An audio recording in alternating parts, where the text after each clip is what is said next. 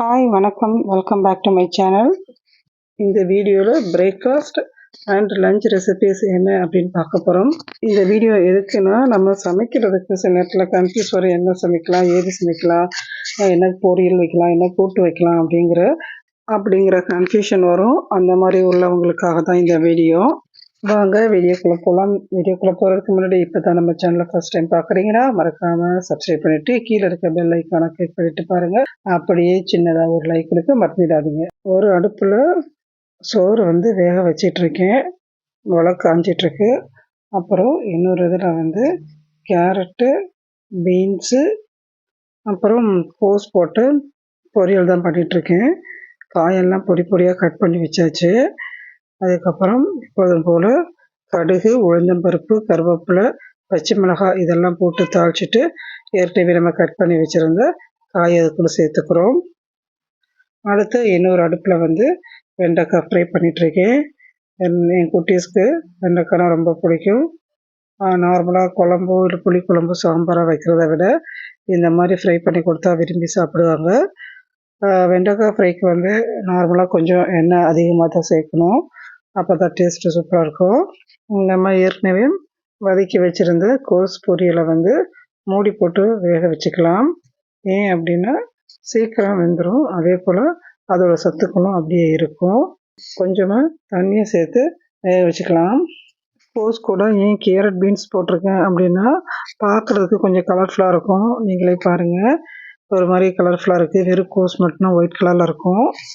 அதே போல் இன்னொரு பக்கத்தில் வெண்டைக்காய் ஃப்ரை ஆகிட்டுருக்குது. உங்கள் வீட்டில் யாராவது வெண்டைக்காய் சாப்பிட்லன்னா இந்த மாதிரி ஃப்ரை பண்ணி கொடுத்து பாருங்கள், கண்டிப்பாக சாப்பிடுவாங்க. இப்போ இது கூட கொஞ்சமாக வெங்காயம் சேர்த்துருக்கேன், அது கூட உப்பும் சேர்த்துக்கிறேன். ஏன் இந்த நேரத்தில் வெங்காயம் சேர்த்துருக்கேன் அப்படின்னா, நம்ம தாளிக்கும் போதே வெங்காயம் சேர்க்கும்போது சீக்கிரமாக கருகிடும். ஏன்னா வெண்டைக்காய் வதங்கிறதுக்கு ரொம்ப நேரம் ஆகும். வெண்டைக்காவை எண்ணெயில் தான் வதக்கணும். அதுக்காக தான் வெண்டைக்காய் பாதி வதங்கினதுக்கு அப்புறம் இந்த வெங்காயத்தை சேர்த்துருக்கேன். அதே போல் வெண்டைக்காய் வதக்கிறதுக்கு அடிகனமான பாத்திரம் எடுத்துக்கோங்க. அதுவும் இரும்பு கடாயாக இருந்துச்சுன்னா ரொம்பவே நல்லது.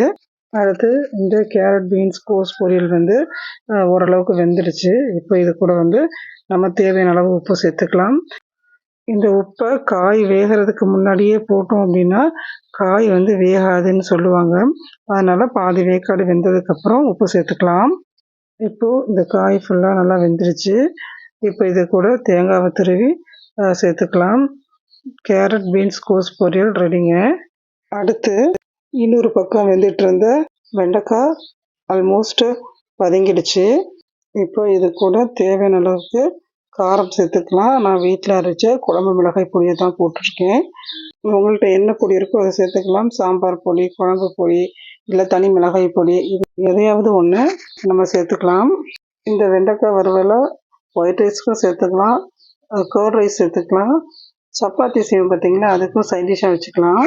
அடுத்து உலையில் அரிசி போட்டாச்சு, வெந்துட்டுருக்குது. நம்ம ஏற்கனவே ரெடி பண்ணி வச்சுருந்த கேரட் பீன்ஸ் கோஸ் பொரியலை ஒரு பவுலுக்கு ட்ரான்ஸ்ஃபர் பண்ணிக்கலாம். மாற்றிட்டு டெக்கரேட்டிக்காக கொஞ்சம் தேங்காய் பூவும் அது கூட மல்லி இலையும் தூவியிருக்கேன்.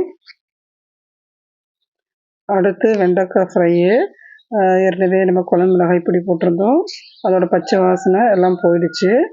இப்போ இதுவும் ஆல்மோஸ்ட் ரெடி. இறக்குறதுக்கு முன்னாடி நான் கொஞ்சம் மிளகுத்தூள் தூவி தான் இறக்குனேன். ஏன்னா தனியாக மிளகு பிள்ளைங்க சாப்பிடாது. இந்த மாதிரி ஒரு உணவு ஐட்டத்தில் சேர்க்கும்போது பிள்ளைங்க சாப்பிட்ருவாங்க. அவ்வளோதாங்க வெண்டைக்காய் ஃப்ரை. இதையும் இன்னொரு பவுலுக்கு ட்ரான்ஸ்ஃபர் பண்ணிடலாம். குழந்தைகளோட ஸ்நாக்ஸ் பாக்ஸுக்கு ஸ்வீட் கார்ன் பாயில் பண்ணி வச்சுருக்கிறேன். ஸ்வீட் கார்னை விட நாட்டு சோளம் கொடுத்தோம்னா ரொம்பவே நல்லது. எனக்கு கிடைக்கல அப்படிங்கிறதுக்காக ஸ்வீட் கார்ன் இப்போ கொடுத்துருக்கேன். வாங்க அடுத்து பிரேக்ஃபாஸ்ட் என்ன அப்படிங்கிறத பார்த்துடலாம். கேழ்வரகு சேமியா புட்டு தான் செய்ய போகிறோம்.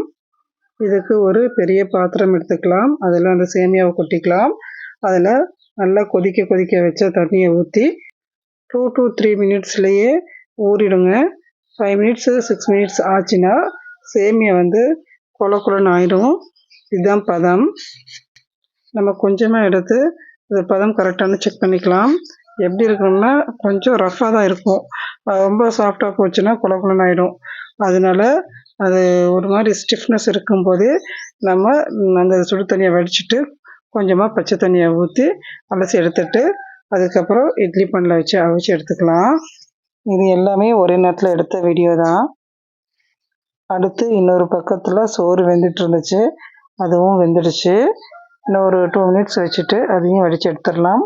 அதுக்குள்ளே நம்ம வேக வச்சுருந்த அந்த சேமியாவை நம்ம இனிப்பு போட்டு புட்டா ஆக்கிடலாம். இப்போ இதில் கொஞ்சமாக நல்லெண்ணெய் சேர்த்துக்கலாம். நல்லெண்ணெய் ஏன் சேர்க்குறோம் அப்படின்னா, கேழ்வரகு வந்து கருப்பட்டியோட சேரும்போது நமக்கு கான்ஸ்டிபேஷன் ப்ராப்ளம் வரும். ஸோ அதை அவாய்ட் பண்ணுறதுக்காக தான் கொஞ்சமாக நல்லெண்ணெய் சேர்த்துக்க சொல்லுவாங்க. அடுத்து இது கூட கருப்பட்டி சேர்த்துக்கலாம். அடுத்து துருவிய தேங்காய் சேர்த்துக்கலாம். இது எல்லாத்தையும் நல்லா மிக்ஸ் பண்ணிட்டோம்னா சூப்பரான சுவையான கேழ்வரகு புட்டு ரெடிங்க. தேவைப்பட்டால் ஏலக்காய் பொடியும் தூவிக்கலாம். இப்போ இந்த கேழ்வரகு புட்டையும் இன்னொரு பவுலுக்கு ட்ரான்ஸ்ஃபர் பண்ணிடலாம்.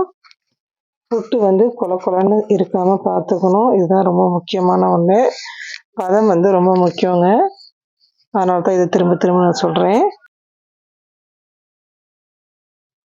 அடுத்து சோறு வெந்துடுச்சு, அதை வந்து வடித்து எடுத்துடலாம். குக்கரில் சாப்பிட்றத விட இப்படி வடித்து எடுத்து சாப்பிட்றது உடம்புக்கு ரொம்பவே நல்லது. அரிசியை பொறுத்தவரையிலும் ரொம்ப அட்டத்திக்கின அரிசி யூஸ் பண்ணுறதை விட கொஞ்சம் குண்டு குண்டுன்னு இருக்கிற அரிசியை சாப்பிட்றது ரொம்ப நல்லது. நான் அந்த மாதிரி தான் செலக்ட் பண்ணுவேன். அடுத்து பிரேக்ஃபாஸ்ட்டுக்கு ஸ்வீட் ஒன்று ரெடி பண்ணியிருந்தேன். இப்போ காரத்துக்காக தோசை ரெடி பண்ணிகிட்ருக்கேன். இது என்ன தோசைன்னா தூதுவளை தோசை தாங்க. என் பையனுக்கு சளி பிடிச்சிருந்துச்சு, அதனால் ஒரு 10 தூதுவளை எடுத்துகிட்டு வந்து நல்லா அலசிட்டு கொஞ்சம் எண்ணெய் ஊற்றி நல்லா வதக்கி எடுத்துட்டு அதை ஒரு மிக்ஸி ஜாருக்கு மாற்றி நம்ம வீட்டில் இருக்கிற இட்லி மாவை அதில் ஊற்றி நல்லா அரைச்சி எடுத்துட்டோம்னா நமக்கு தூதுவளை மாவு ரெடிங்க. ஏற்கனவே இட்லி மாவில் போதுமான அளவுக்கு உப்பு இருந்துச்சு.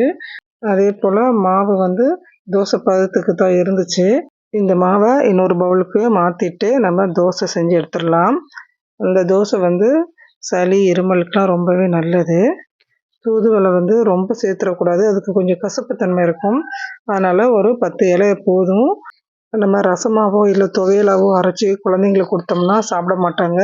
இந்த மாதிரி தோசையில் செஞ்சு சாப்பிடும்போது பச்சை கலர் தோசை அப்படின்னு விரும்பி சாப்பிட்ருவாங்க. இப்படி தான் குட்டீஸுங்களை நம்ம ஏமாற்ற முடியும்.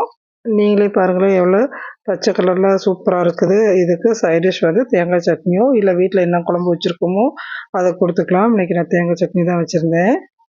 அடுத்து வாங்க குழம்பு என்ன செய்கிறோன்னு பார்த்துடலாம். இது வந்து முருங்கைக்காய் போட்ட புளி குழம்பு தான் செஞ்சிட்ருக்கேன். முருங்கைக்காய் வீட்டில் நிறையா இருந்ததுனால முருங்கைக்காய் வச்சு குழம்பு பண்ணிட்டேன். இதுக்கு ஒரு அடிக்கனமான பாத்திரம் எடுத்துக்கலாம். அதில் கொஞ்சமாக நல்லெண்ணெய் சேர்த்துக்கலாம். கூடவே கடுகு, உளுந்தம்பருப்பு, வெந்தயம் இதெல்லாம் சேர்த்து நல்லா பொரிஞ்சதுக்கப்புறம் பொடி பொடியாக கட் பண்ணி வச்சுருந்த வெங்காயம், பூண்டு, பச்சை மிளகாய் இதையும் போட்டு வதக்கிக்கலாம். வெங்காயம், பூண்டு ஓரளவுக்கு வதங்கின பிறகு கட் பண்ணி வச்சுருந்த முருங்கைக்காய் அது கூட சேர்த்துக்கலாம். இப்போ முருங்கைக்காய் வேகிறதுக்கு போதுமான அளவுக்கு தண்ணியை சேர்த்து நல்லா வேக வச்சுக்கலாம். எப்பொழுதும் போல் காய் ஓரளவுக்கு வெந்ததுக்கப்புறம் நம்ம உப்பு சேர்த்துக்கலாம். முருங்கைக்காய் போட்டு என்ன குழம்பு வச்சாலும் சூப்பராக இருக்கும். அது முருங்கைக்காயோட ஃப்ளேவர்லாம் அந்த குழம்புல இறங்கி சாப்பிட்றதுக்கு எவ்வளோ நல்லாயிருக்கும். அதே போல் தான் இந்த புளிக்குழம்பும் இருந்துச்சு. நாங்கள் புளி ரொம்ப சேர்க்க மாட்டோம், அதனால் தக்காளியை கொஞ்சம் நிறையவே சேர்த்துட்டேன். அவ்வளோதாங்க இன்னையோட பிரேக்ஃபாஸ்ட் அண்ட் லஞ்ச் ரெசிபீஸு. இதில் வந்து குழந்தைங்களுக்காக தயிர் சோறு செஞ்சுருந்தேன், அதை நான் வீடியோ எடுக்க முடியல. இந்த வீடியோ புதுசாக பார்த்தீங்கன்னா மறக்காமல் சப்ஸ்கிரைப் பண்ணிவிட்டு பாருங்கள். தேங்க்யூ ஃபார் வாட்சிங்.